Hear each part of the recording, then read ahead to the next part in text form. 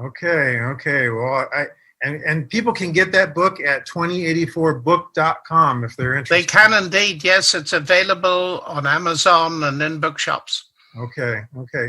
And you've also been busy on a movie project that's actually releasing in theaters November 19th everywhere, it sounds like. Yes, it is. It's coming out for a one-night release, so far as I know, Against the Tide, and it features Kevin Sorbo, who is discussing with me the big questions about God and science, and that's mostly filmed in Oxford, and then the more specific questions about why, as a scientist, I am a Christian, and that is filmed largely in Israel. Okay, okay. And I know that those kinds of ideas and that's a passion of yours, to make sure that the evidence that is all over creation gets a fair hearing in the public square, and it seems like this movie is addressing some of that. That's exactly the idea, and that's why I'm honored to be invited to be part of this conference in one of my favorite states in the US, Arizona, with its dark skies that are wonderful for astronomy. I envy the people that have been able to go in person. Oh, great, great. Well, I'm going to step aside in this Zoom room, so to speak, and I'm going to hand this over to you. And please tell us what is on your heart and mind tonight. Well, thank you very much indeed. I'm really delighted to be talking to you because the topics being considered at the Insight is 2020 are so important. And the big question that I'm addressing is the science God question. Has science buried God? And we ask that question because there's a widespread feeling that there is a conflict between science and God. And I think one of the most perceptive remarks that's been made about that is Alvin Plantinga's remark. He wrote a book entitled Where the Conflict Really Lies. And he made two statements, which I regard as very important. Firstly, the alleged conflict between science and theism is superficial. There is real concord. On the other hand, the alleged concord between science and atheism is superficial. There is real conflict. So having asked the question, has science buried God? I'm going to suggest the answer to that is no, but science may well bury atheism. But more of that as we proceed. Now, where does the conflict really lie? It doesn't actually lie at the level of science versus God. We can see that very easily. Let's look at two famous Nobel Prize winners for physics, Steven Weinberg and Charles Townes. Both of them geniuses. They've won the top prize. But what divides them? Well, Steven Weinberg is an atheist and Charles Townes was a Christian. So the real conflict is not between science and God or theology, but it's between their worldviews, atheism, naturalism, and on the other hand, Christian theism. And the first point I want to make here is that their top scientists are to be found on both sides of the worldview divide. But we need to push that a little bit further because not many people realize that from 1900 to 2000, over 60% of Nobel Prize winners believed in God. And you'll forgive me as an Irishman quoting our only Irish Nobel Prize winner for physics, E.T.S. Walton, who was a Christian, who said one way to learn the mind of the Creator is to study his creation. We must pay God the compliment of studying his work of art. And this should apply to all realms of human thought. A refusal to use our intelligence honestly is an act of contempt for him who gave us that intelligence. So let's step back. And we're going to ask the question, what drove the rise of modern science? It's associated, of course, with names like Galileo, Kepler, Newton, Euler, Clerk Maxwell, and many others. Let's take Clerk Maxwell first. often called the Scottish Einstein. On the door of the world-famous Cavendish laboratory in Cambridge, he insisted on having the following words from Psalm 111 inscribed: "Great are the works of the Lord, to be studied by all who take delight in them." And the point I wish to make is all the names that I've just given you, they were all believers in God. And that raises a very big question. Is there a connection between faith in God and the ascent of modern science? C.S. Lewis puts it very neatly when referring to Professor Whitehead's view. And he says men became scientific because they expected law in nature, and they expected law in nature because they believed in a legislator. This substantiates Plantinga's point. The alleged conflict between science and theism is superficial. In fact, I often say that I'm not remotely ashamed of being a scientist and a Christian, because arguably my subject is a legacy of the Christian worldview. But having said that, we're all aware that many famous scientists today have been and are atheists. Perhaps the most famous is the late Stephen Hawking. So that presents us with a very interesting question.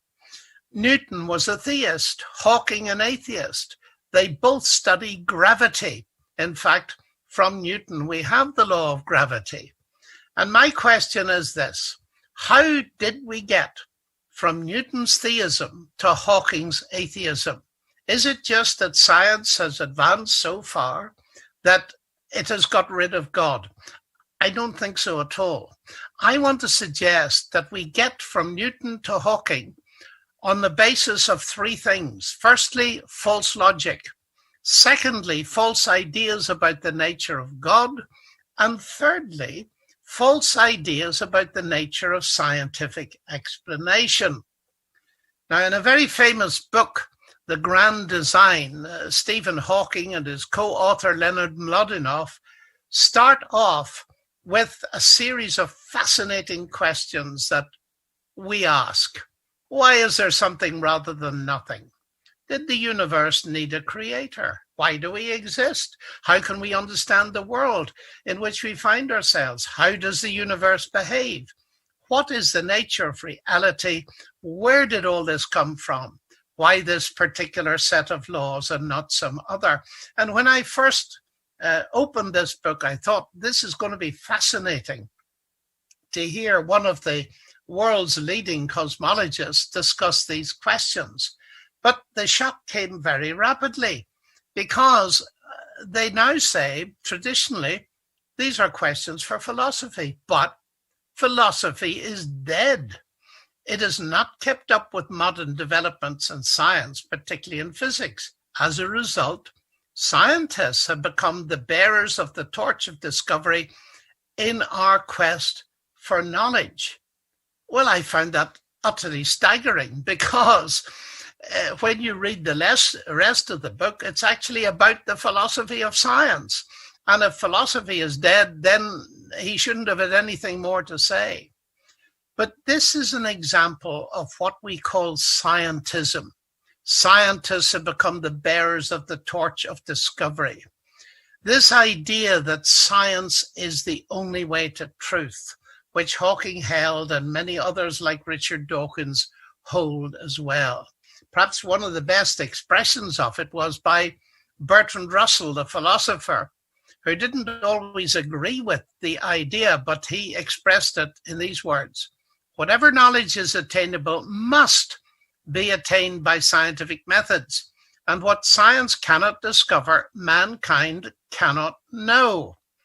Now, Russell was a famous logician, but his logic departed him at this point. Because, you see, where does that statement come from? Is it a statement of science? Clearly not. Well, then, if it's true, it is false.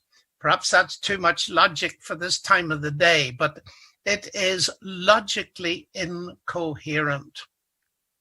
Now, Stephen Hawking was for many years not clear about his atheism, but in an interview, he said, one cannot prove that God doesn't exist, but science makes God unnecessary. The laws of physics can explain the universe without the need for a creator. And here we come across a very common concept these days. The idea that, well, we can't get rid of God exactly, but God is not unnecessary. That's not necessary. That's what science has done. And Hawking goes on in the same vein. Spontaneous creation is the reason there is something rather than nothing, why the universe exists, why we exist. It's not necessary to invoke God to light the blue touch paper and set the universe going. And again, and this is a very important statement that we're going to look at carefully, he says, because there is a law like gravity, the universe can and will create itself from nothing. Now let's think about that, because this is a central statement in his whole book. Because there's a law like gravity, because there is something, the universe can and will create itself from nothing. But neither gravity nor a law of gravity is nothing. And so there's a flat contradiction just on the surface of his statement. But because there's a law like gravity, he doesn't say that gravity exists, although I'm sure he means that. But is the suggestion that laws like gravity are somehow creative? Well, many people think that. The famous Paul Davis, who actually lives in Arizona and whom I know and enjoy his books very much, says there's no need, here's the unnecessary God again, there's no need to invoke anything supernatural in the origins of the universe or of life. I have never liked the idea of divine tinkering. For me, it is much more inspiring to believe that a set of mathematical laws can be so clever as to bring all these things into existence. But of course, a moment's thought would show you that laws, they don't bring anything into existence. Newton's laws of motion never moved a billiard ball in the history of the universe. They describe the motion, but they don't cause it. But there's worse to come. The idea of the universe creating itself, according to Hawking. But for anything to create itself, it must already be in existence. And to create itself from nothing, well, what is nothing? And one discovers when one investigates many of these writings that nothing isn't actually nothing. It may be a quantum vacuum and so on. But one of the most astonishing statements made about nothing, again, was made by someone who was in Arizona, Lawrence Krauss. Surely, he wrote, nothing is every bit as physical as something, especially if it is to be defined as the absence of something. Well, that's sheer nonsense, ladies and gentlemen. That's all I can say about it. And it serves to show us a number of things. First of all, statements by scientists are not necessarily statements of science. And secondly, nonsense remains nonsense, even if scientists are saying it. I love the quote from Richard Feynman, the famous Nobel Prize-winning physicist. He said, outside his field, the scientist is just as dumb as the next guy. Well, that's important to remember. It's important to remember as you're listening to me, because I'm going out of my field in this lecture, and I'm very aware of that. And that is why I check with the experts in the fields I'm going into. So let's step back from this. This idea that the universe creates itself from nothing is sheer nonsense. And it means that Hawking has not answered the question that he sets out to answer. Why is there something rather than nothing? Let me put to you the biblical view. First of all, the Bible claims that the universe is not made from anything physical, but it's not made from nothing. The universe is created and upheld by God, who's not nothing, but who is spirit. God is not material. And if we reflect on this, we've reached a very interesting situation in the 21st century, where the choice that people like Hawking are putting before college students and professors indeed, the choice is between God or nothing. It is a completely false choice, as we shall see. So we've been looking very briefly at scientism, the idea that science can explain everything. Now we must look at the fact that science is actually limited. Lord Winston, a very famous British scientist, says science is not about certainty. It's about probability. It's not about absolutes. We scientists give the impression that science is about the truth. It's not. It's about what is most likely. Now, the danger of scientism, science is the only way to truth, that people begin to think that science is coextensive with rationality. No, it isn't. There are many rational disciplines like history, like theology, philosophy, linguistics, literature, and so on, that are not part of the natural sciences. So let's listen to the same words of another Nobel Prize winner, Sir Peter Medawar. He wrote this: that there is indeed a limit upon science is made very likely by the existence of questions that science cannot answer, and that no conceivable advance of science would empower it to answer. These are the ultimate questions that children ask, the ultimate questions of Karl Popper, such questions as how did everything begin? What are we all here for? What is the point of living? And Medawar pointed out it was to literature and philosophy and so on that we had to turn for answers to those questions. Science is powerful, but it's powerful because it can only answer a limited range of questions. There are certainly things that science cannot explain. It cannot explain mathematics and logic. It cannot explain values and ethical beliefs, nor can it explain aesthetic experience. And indeed, when you think about it, it cannot explain meaning and purpose. Indeed, it cannot explain itself. So what is the answer to the question? Why is there something rather than nothing? Well, one answer was given by another Nobel Prize winner, Arno Penzias. Astronomy leads us to a unique event, he wrote.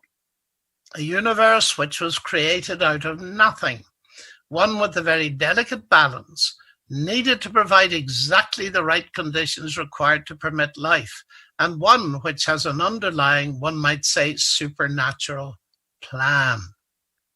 So we've had a brief look at the false logic, but the next thing we come to is the false ideas about God. When I was young, which is now a long time ago, and I mentioned God in public, people knew instinctively that I was talking about the eternal God as revealed in the biblical worldview. But that's not true anymore. So often God is thought of, like the Greek god of lightning, as a god of the gaps. Crudely put, I can't explain it, therefore God did it. And many people, like Hawking and others, think that those of us who are believers in God are people who use the idea of God as a stopgap. We can't understand something, so we postulate a God who did it. We can't understand lightning, or we're afraid of it, so we say God did it. And then we go to a university class in physics, and that God disappears, and science takes its place. Well, let me say this. Science is very good at destroying those gods, and a good thing too. But listen very carefully to this statement about gods of the gaps. You see, if you define God to be the explanation for what science has not yet explained, then of course you have to choose between God and science as a matter of logic. And when I realized that, I understood why Hawking and others say to people, look, you've got to choose between science and God, because their concept of God is an explanation, an X placed to stand there for something that science has not yet explained. But we need to grip this. The God of the biblical worldview is not a God of the gaps. He's God of the whole show. He's God of the bits we do understand and the bits we don't. In the beginning, God created the heavens and the earth. That is everything, not just the bits we don't understand. In the beginning was the Word, says John's Gospel. All things came to be through him. And without him, nothing came to be that came to be. Now, this is hugely important. And in fact, it's the bits of the universe we do understand that point most strongly towards God. That was Newton's view and Kepler's view and Galileo's and so on. Just as the more that you understand about engineering, the more you could admire the engineering work that goes into the space shuttle, not the less. So now we come to the next false idea that leads to atheism, and it's about the nature of scientific explanation. We looked at scientism, the idea that science explains everything, and we saw that it doesn't. But when we say that science explains, and of course it does, but what exactly does it explain? For instance, what does the law of gravity explain? Now, I used to think it explained gravity until I read Newton and discovered that that's what it doesn't explain. And Newton didn't claim that. He saw gravity, a brilliant mathematical equation that enables you to do calculations about the effects of gravity. But the law of gravity does not tell you what gravity is. So even within science, which may surprise many people, even some scientists, scientific explanations are rarely complete. They only give you some aspect of the subject. Indeed, so far as I know today, no one really knows what gravity is. Then the next thing about explanation is it comes at different levels. Why is the water boiling, for example? Well, because the molecules of water are being agitated and the water is vibrating, and so it's boiling. Why is it boiling? Well, it's boiling actually because I would at this very moment love a cup of good English tea. Now, that's an amusing, simple example, but it's a powerful indicator that you can have two very different explanations for the same physical phenomenon. The scientific explanation in terms of water being heated by energy, and the agent explanation in terms of my desires for a cup of tea. Those are explanations in terms of law and mechanism in the science side and personal agency on the other side. Now think about them. Notice that both of these explanations are necessary for a full description. Secondly, they complement each other. They do not conflict or compete. And then, slightly ironically, the personal explanation is generally more important than the scientific. Inside the laboratory, talking about the nature of heat is important, but outside it, people have been enjoying drinking tea for thousands of years before they knew anything about the transfer of heat.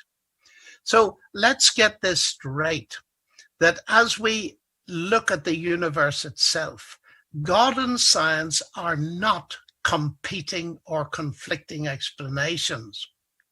Let me put it this way.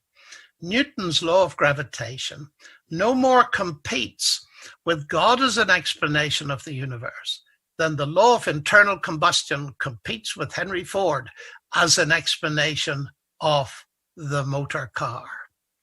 And I think that if we grasped these different kinds of non-conflicting explanatory levels, it would take a great deal of heat out of the notion that God and science are in conflict. But now there's another very interesting aspect of explanation that we need to consider. And that is the widespread idea that explanation always goes from the simple to the complex. We explain water in terms of hydrogen, oxygen, and so on. And Richard Dawkins seizes on this, and he says using God as an explanation is absurd, since God is by definition more complex than the thing you are explaining. Well, that sounds very impressive until you apply it to Richard Dawkins himself. And I would want to say using Richard Dawkins' mind as an explanation for his book, The God Delusion, is absurd, since his mind is more complex than the thing you are explaining. You see, it is nonsensical, but we need to see why there are areas where explanation doesn't go from the simple to the complex. And they are mainly areas that involve meaningful language. Language challenges this kind of ontological reduction, this kind of statement that this picture is nothing but molecules of paint and canvas. Think of the menu: mushroom soup, roast chicken, peaches, and ice cream. And I've challenged many leading scientists looking at a menu when they tell me they're reductionists and everything can be explained in terms of physics and chemistry. I say, look at the third line there: roast chicken, R-O-A-S-T, 5 letters. Yes, they say roast chicken. But I say, how do you know that? And they say, well, I've learned English. So this is meaningful. And you're a reductionist, yes? You think all of this can be explained in terms of physics and chemistry? Yes. Okay, tell me, explain the way in which those signs, those marks, R-O-A-S-T, carry the meaning of roast. And give me your explanation in the terms of the physics and chemistry of the paper and ink. And it is very interesting watching people trying to wrestle with this. And I remember asking one very famous biochemist, and he said nothing for a while, and his wife sitting beside him said, get out of that if you can. But he didn't. He said something quite remarkably honest. He said, for 40 years, I've gone into my laboratory in the university thinking that could be done, but I see it cannot. He said, where did you get that idea? Well, I said, I got it from a Nobel Prize winner, don't worry. Oh, he said, that's a relief, because he could see I wasn't bright enough to have an idea like that.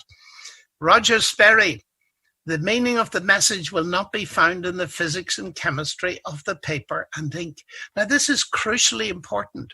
We looked at a word with 5 letters in it, but there's a much bigger and more important word with 3.2 billion letters long, at least so in the reference human genome. It is DNA, the human genetic code in the human genome. And we've discovered that the foundation of organic life, there is this phenomenally long word with all the letters, the chemical letters, in the right order. And in recent years, there have been spectacular discoveries made about the nature of DNA that go way outside the rapidly outmoded neo-Darwinian paradigm. First of all, it's been discovered that DNA functions as a read-write database, not only as a read database. Then there are levels of complexity in the organism above the level of DNA, the epigenetics level. And a lot of this research has been done in what is now called systems biology, that is revealing vast new realms of levels of complexity that were not dreamt of in years before. Just let me give you one example of a molecular machine, kinesin.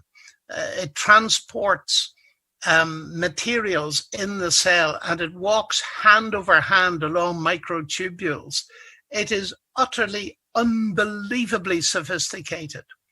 And here we have indicators, it seems to me, strong indicators of very deep and multi-layered intelligent input into the organic materials in our universe. Now, one of the pioneers of systems biology is a colleague in the University of Oxford, Dennis Nobel, and he makes this comment on reductionism. He says, look, suppose we really succeeded in reducing rational behavior to molecular and cellular causation. In that case, we would no longer be able meaningfully to express the truth of what we'd succeeded in doing. In any event, the question does not arise. No such reduction is conceivable. So let's now think more carefully about this matter of language. I want us to do a little bit of thinking about thinking, mathematics, and the human mind. Now, the most remarkable thing about the universe, as Einstein put it, the only incomprehensible thing about the universe is that it is comprehensible. It's mathematically comprehensible. We find that the language of mathematics, which is deep and sophisticated, is a wonderful way of grasping some of the most profound and counterintuitive facts about our universe. The universe is rationally intelligible. And that is something that all scientists have to assume. You cannot assume, you cannot do any science without believing that science can be done. In other words, what I'm saying, ladies and gentlemen, and please note it, all scientists are people of faith, not necessarily faith in God, but they believe in mathematics and that science can be done. Now, what is the basis for that faith? I share it with many atheist scientists, but our bases are very different. You see, the biblical revelation tells me that God has created a word-based universe. And God said, let there be light. And God said. That sequence of speech acts is summed up at the beginning of the Gospel of John. In the beginning was the Word. All things came to be through him. That's an existence statement. In the beginning, the Word already was. The Word is eternal. The Word never came to be. But everything else came to be, and it came to be through the Word. Now, that's the exact opposite from the naturalistic worldview. There, mass, energy, or even nothing are primary, and mind is derivative. In the biblical worldview, it's the precise opposite. Mind is primary, and things are derivative. But now, let me go back to my question. Why should I trust my mind to do science? Darwin had a problem with this, which surprises many people. He said, with me, the horrid doubt always arises whether the convictions of man's mind, which have been developed from the mind of the lower animals, are of any value or at all trustworthy. Now, this is absolutely fascinating because Darwin felt somehow that by reducing the human mind to the human brain, to physiology, and then to physics and chemistry, somehow meaning was getting lost. And it is. And what is fascinating is that that idea, which is taken up by C.S. Lewis in the 1940s, Alvin Plantinga, and most recently by the atheist philosopher Thomas Nagel, it is fascinating Just read the title of Nagel's book, Mind and Cosmos, Why the Neo-Darwinian View of the World is Almost Certainly False. I was amazed to see that title. I'm just surprised that the publisher put it there. But listen to what Nagel says. He says, if the mental is not itself merely physical, it cannot be fully explained by physical science. Evolutionary naturalism, listen, implies that we shouldn't take any of our convictions seriously, including the scientific world picture on which evolutionary naturalism itself depends. What am I saying? That science, the fact we can do science, is revealing a deep flaw in atheism, because atheism, as we've just seen, ultimately undermines the validity of the rationality that we need not only for science, but to do any thinking whatsoever. Now, this is profoundly important to my mind, and it shows me that by far and away, the biblical explanation for the origin and maintenance of the universe has real explanatory power where atheism doesn't have it. Let's sum it up in those resounding words. In the beginning was the Word, and the Word was God. In the beginning, God created the heavens and the earth. But on this question, has science buried God? People will often say, well, all this is quite impressive, but you're a Christian, and surely Christianity claims certain things that science surely has got rid of long ago. May well be that there's evidence in what we see in creation and the doing of mathematics that there's some kind of mind behind the universe, but surely science has buried Christianity, because at the heart of Christianity are miracles. And surely they're a step too far in a scientific age. Well, are they? I want to investigate this briefly, because not only is the claim that in the beginning was the Word, all things came to be through him. The staggering thing, just a few verses later, is that the Word came to be human and dwelt among us, and we beheld his glory. The central claim of Christianity is completely supernatural. It is that the Creator God came to be human. That is just incredible. And as evidence for it, as the main evidence for it, the early apostles cite the resurrection of Christ. C.S. Lewis says, the first fact in the history of Christendom is a number of people who say they have seen the resurrection. If they had died without making anyone else believe this gospel, no gospels would ever have been written.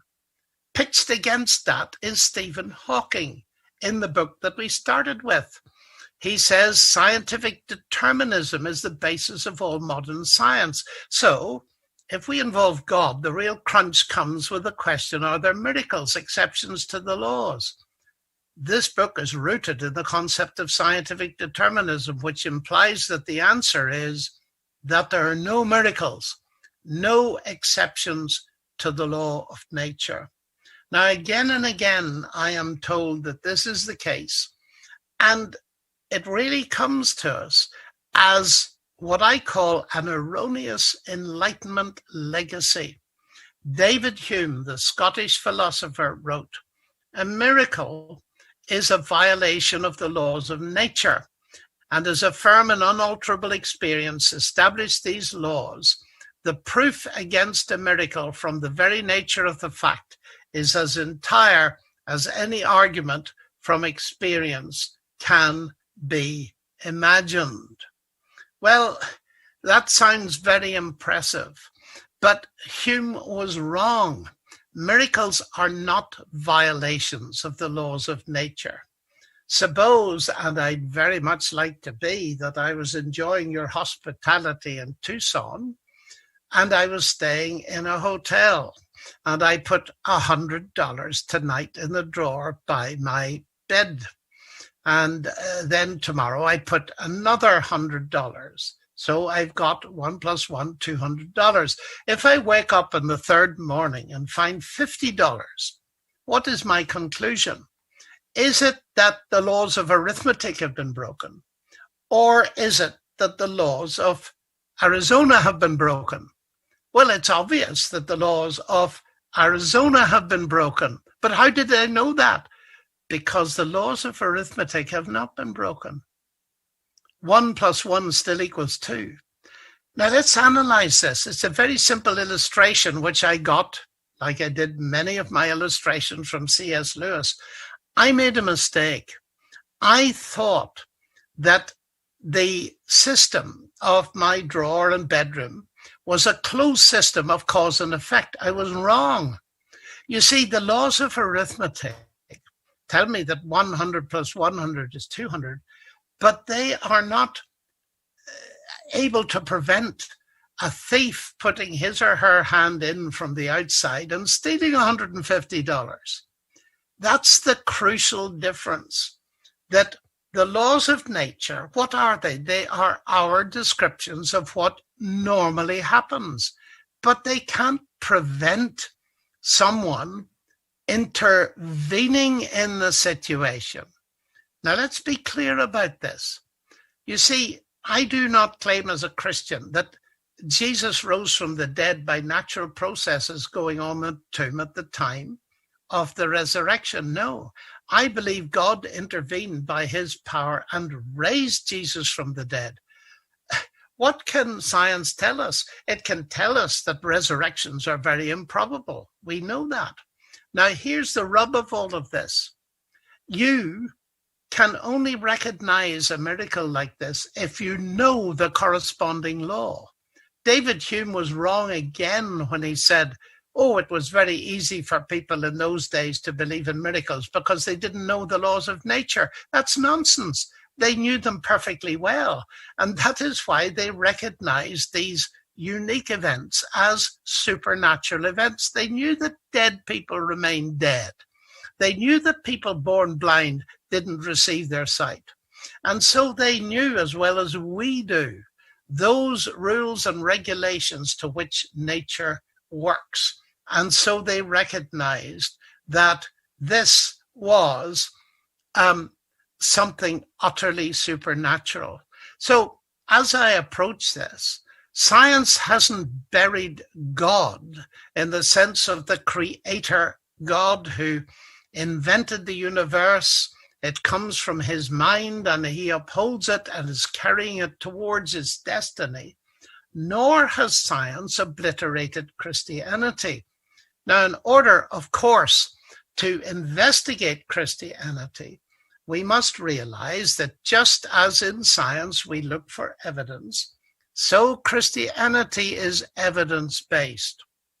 That is very important because the new atheists have come to the conclusion that faith is a religious concept, which means believing where there's no evidence. That is entirely wrong. Faith in English derives from fides in Latin, with ideas of fidelity, reliability, trustworthiness, and so on. Here is what the faith required by Christ is and involves. John in chapter 20 says, now Jesus did many other signs in the presence of the disciples. Those are what we often call as miracles, which are not written in this book, but these are written. Why? So that you may believe that Jesus is the Christ, the Son of God, and that by believing you may have life in his name. Now that is so important. John is claiming that his book consists of a group of signs. They're pointers. They point to who Jesus is, and they form the basis for faith. Faith in Christ is not a leap in the dark. It's a step into the light based on the evidence. And it's sufficient to believe that Jesus is the Messiah, the Son of God, those two facts. And then by taking a further step of commitment, we can experience life in his name. Now, this is important, ladies and gentlemen. Many people say to me, look, you're a scientist. Don't you believe in testing ideas? Indeed, I do. Well, then you can't be a Christian, because Christianity is not testable. Well, who told you that? Of course it's testable. Christ claimed, for instance, that if we were to repent and trust him for the salvation and forgiveness and peace that we so desperately need, at least I do, you can speak for yourself, then we would receive that forgiveness. We would experience peace with God. We would have a new life and a new power. And you know, again and again, I meet people, young people and older people through my life, and they may well be in despair. They may well be in some kind of narcotic addiction, or their relationships are toxic. And then I meet them a few months later and they're radiant and they're peaceful. And I say, what has happened to you? And they may say, well, I became a Christian, or I met Christ, or I was born again, or. But 2 and 2 make 4. And if you've seen this, as I have done many times, you come to the conclusion that it actually works. There is real evidence in our experience that Christ does exactly what he promised to do. John says he came to his own. His own people did not receive him, but to all who did receive him, who believed in his name, he gave the right to become children of God. That goes way beyond anything science can tell us. But it's not irrational. It comes from the fount of all rationality, the Word that created the universe, who became a human and lived among us. And so, to sum up, the evidence indicates that science has not buried God, but it is doing a very good job of burying atheism. Thank you so very much for inviting me. Enjoy the rest of the conference. God bless you all.